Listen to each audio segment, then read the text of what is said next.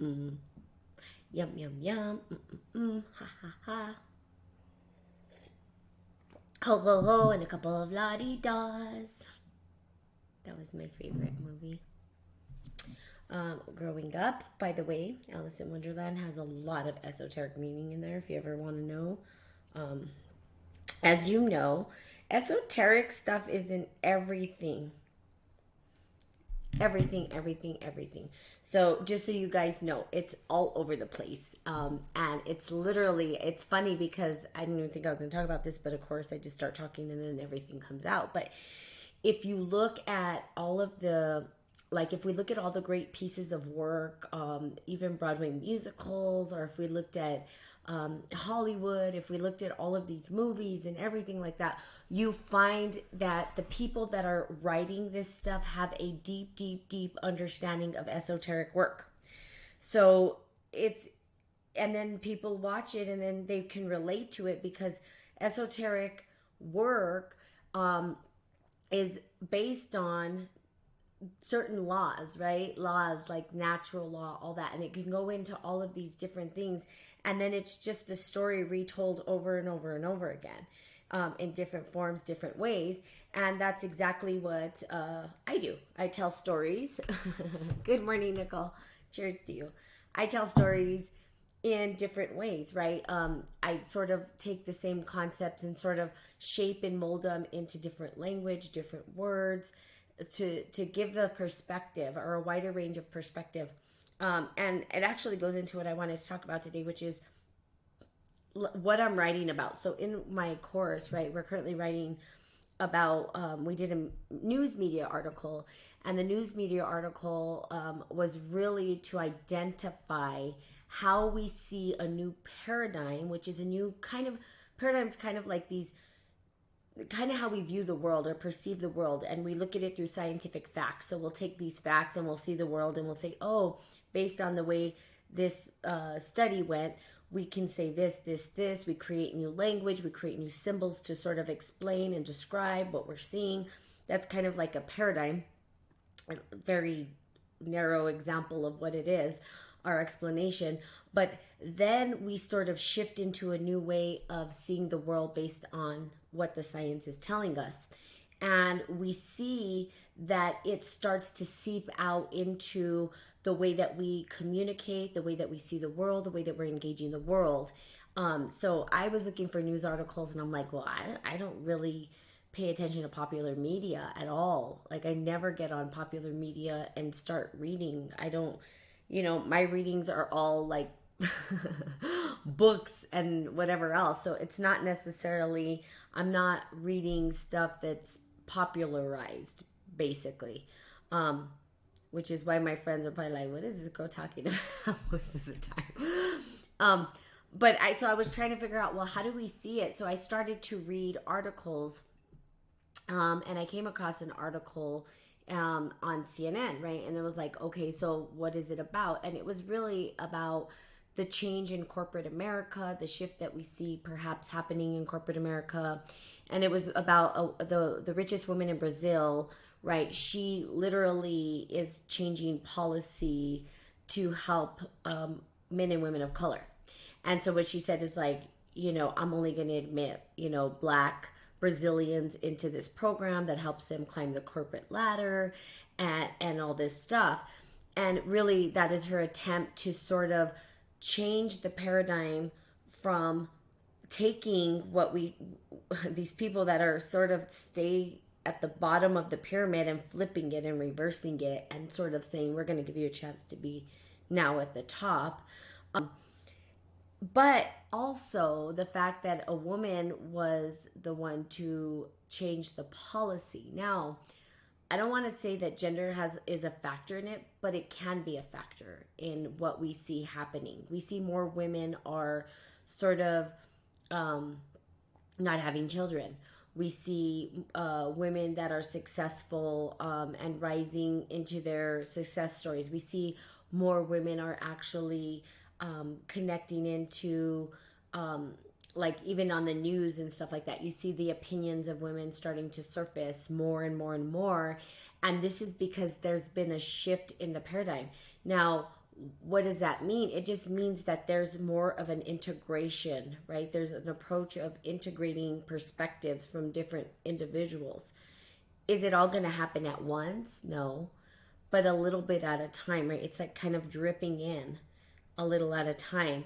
And we know that in a paradigm, right? Or if we're shifting in to a new way of approaching the world, that eventually, right? Eventually, it's going to look vastly different than it did. So if you want to just think about it, think about the industrial era. When we look at when men, and I'm not saying women didn't work, but even like my niece was saying, well, 100 years ago, women can even vote, like this kind of stuff. So we see a shift in the mindset, right? And it's more of an open mindset, more of a democratic, and I don't mean politically democratic. That's what I'm talking about. There's different leadership styles. There's an autocratic, democratic, and there's other styles. The autocratic being authoritative, like you do what I tell you, and the democratic being like let's listen to everybody and see what the best is. And you need both. You need both. And that's what I'm talking about. It's looking at how to integrate both of these styles into the world that we see around us, and even corporate America, which is kind of cool. I've always been very, very interested in corporate America and changing the models and the structures. Why? So that we can work together rather than separated. Everybody's siloed. I mean, if you looked at the old models, right? We can look at our state, we can look at our government. There's all these different compartments that don't necessarily talk and synergize with one another. They try to put committees together to talk, but there's not this real integration of things, right? Instead, it's very, very compartmentalized. And it's like, oh, and you see this in states, right? Like even the state of New Mexico, like you can go, like I've worked a lot with the Department of Health, and in that space, there's sort of silos, right? And it's not their fault. It's just by design, right? It's the structure and it's the framework and the systems that have been put in place that have sort of resulted in the outcome of this disconnect between things. So it's their structures, it's their models. And what I'm saying is that we're seeing a new model starting to surface. And I always said this. And so for those of you out there that have done this, and we're shamed for it, I'm giving you kudos for it because people didn't understand it. But for those who have done multi-level marketing, okay? Now, people don't get the concept of multi-level marketing yet because it's sort of a new structure. I mean, it's older, but it's still new. It's an integration. I love the structures of multi-level marketing. I think it could work, right? I think that there might be some downsides to it, of course, like the regular corporate structure, which is a pyramid, right? It's like rise to the top. But it is sort of, I feel like with multi-level marketing, it's a new way of looking at how to work in teams and systems to create what I call a win-win situation where everybody wins. And it's based on your efforts and what you put forth, right? But people will say, well, the first ones in are the ones who win. That's not true. You still got to work the system in order for it to work. And you can't just let it fall apart. It's going to fall apart like anything in your life, right? So multi-level marketing, I feel, is another sort of way that we see this world kind of shifting into the new paradigm structures where there's an integration of both coming together. So it's not necessarily authoritative. It's more kind of democratic, but it can be authoritative. So it can integrate both of the models. So I love it because it's like the paradigms, when we think of like holism or integration, we're starting to see integral medicine where we see medicine sort of taking this Eastern idea of the ancient traditions of herbs and all that, and then they're taking the Western ideas of the patriarchy, which has caused like pharmaceutical companies to rise up, and they're sort of saying, how do we integrate the both? How do we use Western medicine and Eastern medicine, or old native traditions, to bring them together, to integrate them together, rather than saying one is better than the other and I'm just going to use this, and it's not the whole picture, right? So again, I know it's kind of deep, but the paradigms again so we started off with this very scientific state of mind where, and I'm not going to go back historically, but let's just talk about in my era. What we saw was the result of the rise of the corporate industry, right? It was rising, and it was based on the patriarchy. Now, it's not wrong. This is not, don't hear me say that patriarchy is bad. It's wrong. No, we need both. And I know I've talked about this before, but there's a little more clarity in the discussion around it, because of course I'm taking my master's in consciousness and there's a little bit more clarity around how these structures might create certain outcomes in your life. So even in your life, you're impacted by it. Whether you believe it or not, we are impacted by the very foundation of what science tells us, because that is what has driven our perception of the world. In school, in religion, we could just keep going and going and going in medicine. So it impacts your life. You may not think it does, like, oh, this doesn't matter. What is she talking about? Or, oh, this is too much. I don't see. It does. It trickles down and it impacts you. But this is the broader perspective of how things and systems work and how they're put down on the masses. And what happens, and this is what we're seeing happen. This is why we're seeing such a kooky, crazy world at this time. Okay, when classical physics, which we call like Einstein, right? And when we talked about Newton and all these physics people who were working on these equations and trying to understand the world, right? With Pythagorean theorem and all this stuff, and we're looking at geometrical shapes and how the world was designed, and perhaps the philosophers were talking about Aristotle, talking about how the earth moves and this and that, and the sun and gravity, and all this stuff came out.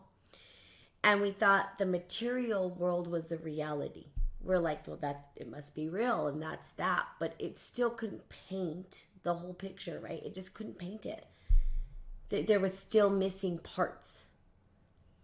And what were the missing parts? Well, then quantum physics, of course, came in, and quantum physics came in and said, well, what's missing? Well, what's missing is that when we look at the particles that make up what we see around us, they don't act the way we act. They don't respond the way that this big tangible object acts. When we get tinier and tinier, they act different. And it doesn't make sense. It's not adding up. None of it matches. But what quantum physics did is it allowed for supercomputers to come out, and they are working on quantum stuff right now. They have particle accelerators. They're looking at the energy potentiality of it. They're doing all kinds of stuff with it. And for me, it's kind of like, some of it might be scary. You get in the wrong hands, I don't even know what's going to happen. And sometimes stuff ends up in the wrong hands. So there you go. Just a disclaimer. But it did allow for technology to advance in a way that we don't even know. I mean, there's things happening right now scientifically that we have no idea about. I mean, if you did a search, you'd probably freak out at what these people are doing in the labs with this type of information and knowledge. Okay? That is what is shaping the way that we see the world. So if you're truly interested in understanding how we come up with language, how we come up with ideas, how we come up with these ways to construct the world that we see around us, that's what you get to do, is look at what a paradigm is telling us, right? And we see this shift into something new because we're getting new information, and the information that was given to us doesn't make sense anymore. That's why we see a wonky world right now, because the old doesn't work. It's not working, and people know it.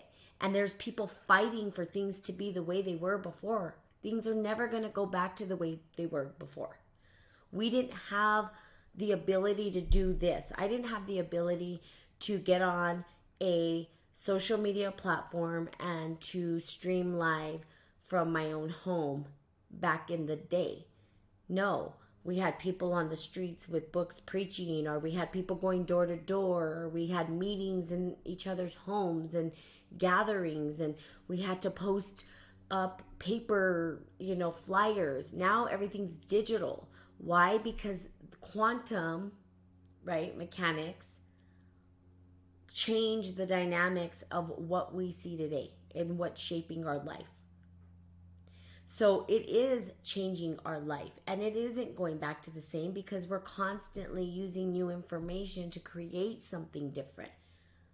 The way we see the world today is totally different. It's cool because like I was walking down. So for instance, I was walking downtown.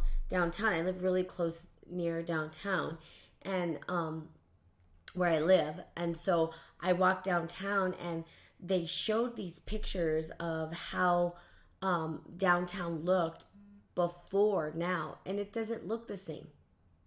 It looks nothing. I mean, you could see, but they had buggies, horse and buggies. We didn't have a vehicle back then. We didn't have a car. People are moving faster. People can they're more mobile to move around. It's easier. We don't have to get on a horse and then trolley off or gallop off, gallivant off, or whatever it is, all, off somewhere. And it's going to take us, I don't know, 2 weeks to get somewhere that takes us, I don't know, 2 days now because we have a car. Right? And so all we have to feed it is gas. We don't have to feed it food. Hey, Rick, how are you? So looking at this, right, and understanding that we're shifting the consciousness into something new. We're seeing things differently. Now, people understand that the power exists within them. They're waking up to remember that. Like, oh yeah, that's right. I'm powerful. It lives within me. We looked to religion, church. We looked on the external for a very long time to find answers, and the answers exist within you. You have the power within you. And we see that as a new rising concept within this construct, right? The church itself had to change the way that it approached, the way it talked about what happened historically, because it wasn't matching what the data was telling us. Doesn't mean there's no God. That wasn't the point of it. The point was, hey, you don't have the answers to what God is. Like, who does? Like, I don't. Are you kidding me? Like, this tiny little piece of sand, smaller than a piece of sand. How could I understand the whole vastness of what God is, our creator is? I don't know. I can't know. There's no way. It's not possible. So, again, when we look at it, we say, okay, well, there's this big, vast thing. So, in the shift, it's just, and all I do is simply ask you guys to open up your mind a little bit and start to see the difference. Now, I don't watch TV. So, my mom does. And she was in her room, and I happened to just pass by, and I kind of heard what was going on. I'm like, interesting topic. Typically not very interested in what the TV has to say, because it's all negative, and I'm like, no. But this time it was a bunch of women, and they were talking about their self in this new era, and like what it means to be a woman in this, especially in the Western world. I'm talking the Western world. What it means to be a woman in America. And I actually paused and listened. And I liked what they were saying because it was a new way of seeing the world through the new paradigm, and the fact that we're able to discuss this. And part of it was what? It was the fact that women are waiting longer to have children. They're waiting longer to have children, or they're not having children, and they know that they don't want children. And these women, well, they were looked at before, like me, as a weirdo because I didn't want kids, right? I came from an era where it's like, you can have kids in a family. I'm like, I don't want that. That's not what I want. I never have. I don't want, and I was looked at as this weirdo. Like, why not? What's wrong with you? Make it work. I think people were just going like, make her work. She doesn't work right. What's wrong with this one? We got to get rid of her. But no, it was the rise of a new paradigm that was about to occur. It was sort of a marker, right, to say, oh, this is what the new woman's going to look like. And it looks different. It's not the same, right? And it looks different because we have a new system and model, right? It is a new system and a new model and a new way to approach life. And women aren't just, oh, well, women are just, they have to have kids and stay home. And that's, I mean, I'm not saying every woman was like that in the past, but it was very, very difficult to live in that kind of, like, you got married. If you didn't get married, it's weird, right? You were super odd. Now it's not odd at all. It's starting to become the norm, right? And so we see that. And then there's people who still, of course, want families and kids, and that's okay too. We need to continue the population, right? We need people. We have enough people on the planet, though. I mean, there's a lot of people on the planet. So the people that know that they're like, no, I'm good. I'm good single. I can fend for myself. There's those people out there. And I believe this is just the wave of the new paradigm, right? We also see the acceptance of all genders and races, right? In terms of like the LGBTQ. And so some of those populations still feel ostracized and they're still singled out, but we never even had a communication around it. It was just swept under the rug and we acted like things didn't exist. Now people are being more authentic as well. We're seeing that authenticity show up where people are sharing their true self rather than hiding and acting like everything's perfect. They're like, everything's a freaking mess. And so what? And owning it. So these types of examples are things that we're starting to see surface because we are on the rise of a new paradigm. And it's been happening for a long time. I've been talking about it for a long time. But we're seeing the transition and now we're starting to really see it show up. And eventually we will fully transition into this new way of existing. And then we'll be there for a while and new things will start to rise and we'll shift again. So it's sort of these cycles that we go through. And it's ever changing. Why? Because life doesn't stay the same, We might repeat it. Like we might have had historically had this information and then lost it somehow, right? There could have been a cataclysmic event and it was a total wipeout and there was only few people left and maybe they were in sort of this isolated place where they didn't have the technology and they relearned it. And now we're at this place again where we're relearning it and maybe a catastrophic event will happen again and we'll have to relearn it again and maybe the cycle just continues and continues and continues and continues and continues, right?